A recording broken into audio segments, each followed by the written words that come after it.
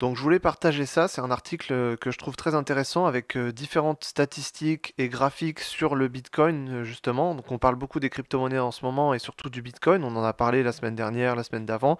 C'est un marché qui est en train d'exploser actuellement. Donc ça permet de remettre un peu dans son contexte le Bitcoin. Donc c'est plutôt intéressant. On a une flambée qui s'exprime principalement donc, par l'afflux de capitaux via les ETF Bitcoin donc, qui ont été lancés aux États-Unis. Si on regarde donc voilà le graphique du Bitcoin classique, donc on y reviendra juste après, mais on voit que c'est un actif qui explose depuis à peu près début 2024, ça explose, et même en 2023 on a eu un marché aussi également. On a des volumes qui également augmentent sur le marché. On voit ici la courbe rouge, donc on a la moyenne mensuelle et la moyenne annuelle. On voit ici que ça commence à augmenter, donc les volumes augmentent. Donc la courbe rouge dépasse la courbe bleue, donc on a de plus en plus de volumes qui arrivent. Donc à court terme, on a de plus en plus de volumes qui arrivent sur les crypto-monnaies, notamment sur le Bitcoin. Donc depuis à peu près fin 2023, début 2024. Donc ça c'est intéressant. On a des volumes qui arrivent de plus en plus sur ce marché. On regarde aussi le ratio spéculateur contre investisseur, donc c'est des nouveaux arrivants sur une semaine ou alors des investisseurs qui sont là entre 1 à 2 ans, donc depuis 1 à 2 ans. On voit ici sur ce graphique, c'est plutôt intéressant. Je vais zoomer un peu. Et on voit qu'on a une hausse, donc hausse de la spéculation ici, et on a une hausse de la dominance des anciens bitcoins. Donc en fait, la dominance des anciens bitcoins était plutôt dans les phases baissières, et dans les phases haussières, on a une accumulation, donc une hausse de la spéculation, donc des gens qui sont là uniquement pour spéculer et pas forcément pour investir sur le long terme. Donc ça paraît assez logique. Pendant les périodes de hausse, on a une hausse de la spéculation, et pendant les périodes de baisse ou de stagnation, on a une hausse des investissements à long terme. Donc des gens qui investissent à long terme rentrent quand le marché est plutôt bas, et des gens qui spéculent, donc qui font du trading dessus, vont rentrer quand le marché va commencer à augmenter et quand le marché est en tendance haussière. Donc ça c'est un graphique qui est très intéressant. Celui-là voilà, c'est un autre graphique, donc toujours pareil entre la spéculation et l'investissement. Donc celui-là également, on voit que la courbe des spéculations commence à dépasser celle des investisseurs. Donc ça montre qu'il y a de la spéculation à court terme qui se fait et qu'il y a beaucoup de gens qui sont en train d'arriver sur le marché pour faire notamment de la spéculation. Au niveau de la spéculation, on observe que les détenteurs à court terme, donc les bitcoins qui ont été placés ici entre un jour et 3 mois, donc là on voit les bitcoins qui ont été placés entre un jour et 3 mois.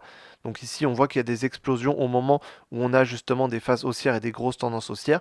Et on voit qu'ici on est dans la phase où ça pourrait potentiellement commencer. Donc on voit qu'ici les pics correspondent également à des pics de prix qu'on a eu à ce moment-là sur le bitcoin.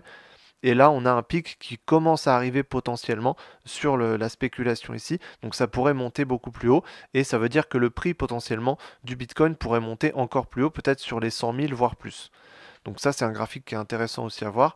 Au niveau des investissements, on voit également, donc ça se fait après les phases de hausse, on a des phases de descente sur le graphique, on le voit, on va aller voir un peu juste après sur le graphique plus en détail, mais on le voit ici, on a des phases de descente et des phases de stagnation, et c'est là où les gens vont rentrer en tant qu'investisseurs, donc pour investir sur le long terme. Là, on est sur un graphique qui représente les investisseurs, et on voit qu'ici actuellement, on a eu beaucoup d'investisseurs qui sont rentrés par le passé il y a quelques mois ici, et pour l'instant ça se calme et il y a plutôt une hausse de la spéculation actuellement, vu qu'on a un marché haussier qui est en train de se réveiller. Au niveau des prises de profit sur le Bitcoin, on voit qu'on a un gros pic ici qui arrive jusqu'aux 60 000 à peu près. Donc on a vraiment un gros pic qui arrive du mois de février, donc qui date du mois de février. On a un gros pic ici à la hausse. Ça veut dire qu'il y a une prise de profit qui a été faite. Donc pendant longtemps, le Bitcoin est resté sous les 60 000, $. Donc on était quand même en dessous. On a même eu une année 2022 qui était plutôt baissière.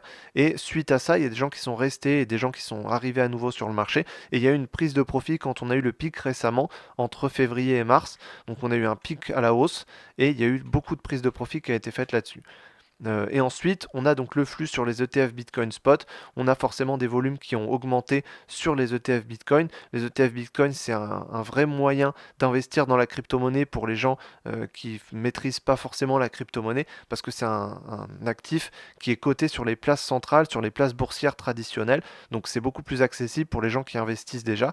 Donc pour les professionnels, les institutionnels, mais également pour les particuliers, c'est beaucoup plus facile d'aller investir dans du Bitcoin via des ETF. Donc on voit qu'il y a un flux flux de capitaux qui est arrivé et ça devrait pousser aussi les crypto-monnaies, notamment le Bitcoin, à la hausse. Donc voilà, il y a pas mal d'informations qui sont utiles. Globalement, ça nous pousse à dire qu'on est dans une phase haussière, qu'on est peut-être au début d'une phase haussière, que on n'a pas encore atteint cette phase, atteint le maximum de cette phase haussière. Donc il y a encore possiblement du prix qu'on pourrait aller chercher à la hausse. Donc ça, c'est toujours intéressant. Et on voit qu'il y a des volumes qui arrivent de plus en plus sur les crypto-monnaies, notamment sur le Bitcoin. S'il y a beaucoup de gens qui spéculent, si, parce que ça veut dire que je vois ta question sur le nombre de gens qui spéculent. Ça veut dire que c'est un actif qui est intéressant, qu'il y a de quoi faire, et donc ça apporte de la volatilité.